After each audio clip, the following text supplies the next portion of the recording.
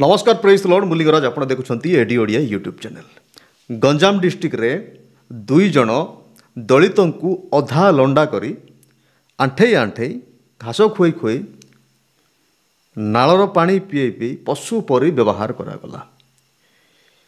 तार कारण कौन से माने गाई बाछुरी किणिकी नेउथिले निज झील को यौतुक देवाई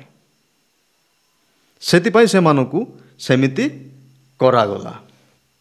यही टॉपिक उपरे गोटे खास कथा आपण मानकु कहया चाहिए। जेतेबेले ख्रिस्टियन सोसाइटी रे ख्रिस्टियन लोक मानक ऊपर अत्याचार हुए सेतेबेले अनेक दलित माने सामिल होती। से मानकर गोटे चिंताधारा रही थाए दलित लोक माने से माने बड़ जातिर लोक मान इशारा रे सेंती काम करती। से माने गोटे भाबंती ए ख्रिस्टियन धर्म विदेशी धर्म ख्रिस्टियन लोक मान विदेश को तोड़ी दियो। ख्रिस्टियन मुस्लिम एमान को विदेश को तोड़ी देवा। गोटे प्रश्न मोर ख्रिस्टियन लोक मानू आपण हिंदू भी बनई दिंतु कि अबा से मानकु विदेश को तोड़ी दिंतु।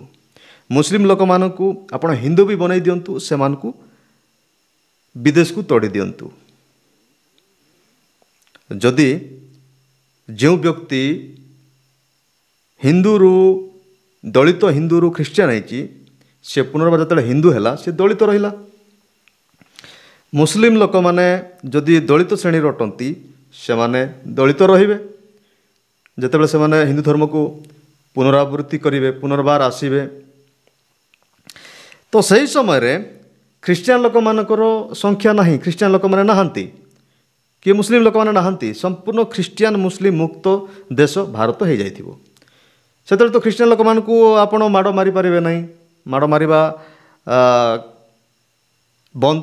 ख्रिस्टियन लोक माने जेहेतु नहांती मुस्लिम लोक माने नहांती एटा असंभव। तथापि मु गोटे आपन को बुझिया पय कहूची जो लोक माने ख्रिस्टियन मुक्त देश करिया पय चाहउछंती भारत को से मानकु बुझिया पय मु चाहूची। बुझी से माने जदि शुणिबे भलरे ताने बुझी पारिबे जेमिति सेति पय कहूची। ख्रिस्टियन मुक्त देश करने प्रत्येक हिंदू लोक माने प्रायतः चाहती। से दलित हिंदू माने बेसी के जानी कहार कथा शुणी देइछंती कहार कथार से माने ख्रिस्टियन मुक्त देश मुस्लिम मुक्त देश करने चाहती। से मानकु बले कले कले बले कौशले हिंदू धर्म को पुनर्बार अणाजिव नचेत से मानकु देश रे स्थान न देगी तोड़ी दिया जीवो। एटा तांकर योजना। किंतु एमिति गोटे समय आसीबो जेतेबेले ख्रिस्टियन लोक माने ही नथिबे मुस्लिम लोक माने ही नथिबे सेतेबेले पाळी कहार दलित मानकर। दलित मानकु पुनर्बार सही समय रे जेतेबेले दलित माने रास्ता रे जीवा समय रे से मानकु छेप पकेया पई दिया जाउ नथिला। से मानकर बेकरे हांडी टंगई दिया जाउथिला। से माने हांडी रे छेप पकेइबे। चलवा समय जमी पाद चिन्ह लिभिज से पछपटू झाड़ू बंधा जाउथिला जेमिति से चली चली जिवे तांकर पाद चिन्ह लिभि लिभि जीवा दरकार। तो जो लोक माने माड़ मारिबा लोक ताड़ना करिबा लोक गुंडा प्रवृत्ति लोक माने खल प्रवृत्ति लोक माने से मानकर अभ्यास तो जीव ना ना। जेमिति वर्तमान समय आम देखुअछु लोक मानकु गाई बाछुरी नेउथिबार देखिले से मानकु अधा लंडा करी आंठे आंठे कंगारू कोट जो चलई थांती से मानकर मनोवृत्ति से समय रही थी। से मानको विरोध करने लोक कहीं नुहति। ख्रिस्टियन लोक तो नहांती कि से मुस्लिम लोक नहांती। से समय भल भाव में दलित माने ही अत्याचारित हेबे। सेटा वर्तमान जीता जागता उदाहरण आम देखुअछु वर्तमान समय स्थाने स्थाने।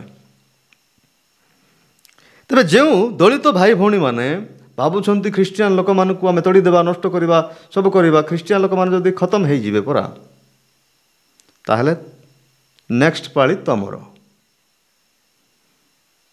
तमे से मानकर गुलाम हेबाकु बाध्य। आमर भारतर संविधान आम मानकु एते सुरक्षा देई अछि ता बादे भी जदि दलित मानकर अवस्था एमिति अटे जेतेबेले संविधान को बदलैवा चेष्टा करी संविधान को जदि बदलै दिया जीवो ତାହେଲେ କେତେ ଯେ ଅସୁବିଧା ହେବ, କେତେ ଯେ କଷ୍ଟକର ବିଷୟ ହେବ ଆପଣ ନିଜେ ଚିନ୍ତା କରନ୍ତୁ। ତେବେ କହିବାର ବିଷୟ ଏହା ଯେ ଯେତେ ଦଳିତ ଭାଇ ଭଉଣୀମାନେ ତୁମର ନିଜ ଦଳିତ ଲୋକମାନେ ଯିଏକି ଖ୍ରୀଷ୍ଟିଆନ ଧର୍ମରେ ଅଛନ୍ତି, ମୁସଲିମରେ ଅଛନ୍ତି, ସେମାନଙ୍କୁ ଯେଉଁ ନିର୍ଯାତନା ଦେଉଛ, ଟିକେ ଚିନ୍ତା କର ତୁମେ କାହାର ଇସାରାରେ ନିର୍ଯାତନା ଦେଉଛ ଖ୍ରୀଷ୍ଟିଆନ ଲୋକମାନଙ୍କୁ, କାହାର ଇସାରାରେ ତାଡ଼ନା କରୁଛ, ଘର ଭାଙ୍ଗୁଛ ଖ୍ରୀଷ୍ଟିଆନ ଲୋକମାନଙ୍କୁ, କାହାର ଇସାରାରେ ତୁମେ ନିଜ ଭାଇକୁ ମାରି ଦେଉଛ। ସେମାନେ ଦିନେ ତୁମକୁ ଗୁଲାମ ବନେଇବେ। ଯେମିତି ପୂର୍ବ ସମୟରେ ଗୁଲାମ ବନେଇଥିଲେ ସେମିତି ଆଉ ଥରେ ତୁମକୁ ବନେଇବେ। ଏଇଟା ତ ଉଦାହରଣ ଆପଣ ଦେଖନ୍ତୁ ଗଞ୍ଜାମ ଡିଷ୍ଟ୍ରିକ୍ଟରେ, ଏଇଟା ଗୋଟେ ଗୁଲାମଗିରି ନୁହେଁ କି? ଆରେ ଏମିତି ନିର୍ଯାତନା ତ କେବେ ହେଇନଥିବ।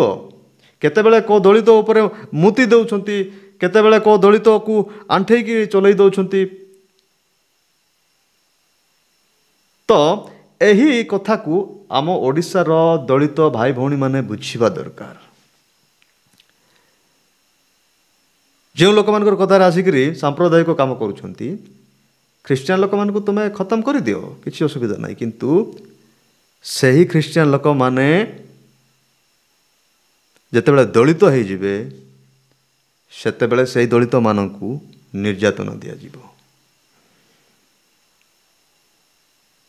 ତେବେ ଯେତେ ଦଳିତ ଭାଇ ଭଉଣୀମାନେ ହିନ୍ଦୁ ଧର୍ମରେ ବି ଅଛନ୍ତି, ସେମାନେ ବାର ବାର ଚିନ୍ତା କରନ୍ତୁ। ଆପଣମାନଙ୍କୁ ଦଳିତ ବୋଲି ଯେଉଁ ଲୋକମାନଙ୍କ ମନରେ ଘୃଣା ଅଛି, ସେମାନେ କେବେ ମଧ୍ୟ ଆପଣଙ୍କୁ ସମ୍ମାନ ଦେବେ ନାହିଁ।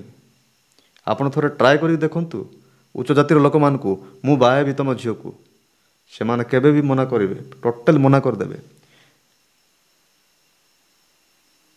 ତେବେ ସେମାନେ ଉପରେ ତ କହିବେ ଆମର ଜାତି ଭେଦଭାବ କିଛି ନାହିଁ କହିକି, କିନ୍ତୁ ଯେତେବେଳେ ଆପଣ ବିବାହ ପ୍ରସ୍ତାବ ନେଇକି ଯିବେ, ସେମାନେ ନିହାତି ମନା କରିଦେବେ। ଆରେ ସମ୍ବିଧାନ ପାଇଁ ବୋଲିକି ଲୋକମାନେ ଡରୁଛନ୍ତି। ସମ୍ବିଧାନ, ଆମ ଭାରତର ସମ୍ବିଧାନ ଅଛି ବୋଲି ଲୋକମାନେ ଡରୁଛନ୍ତି।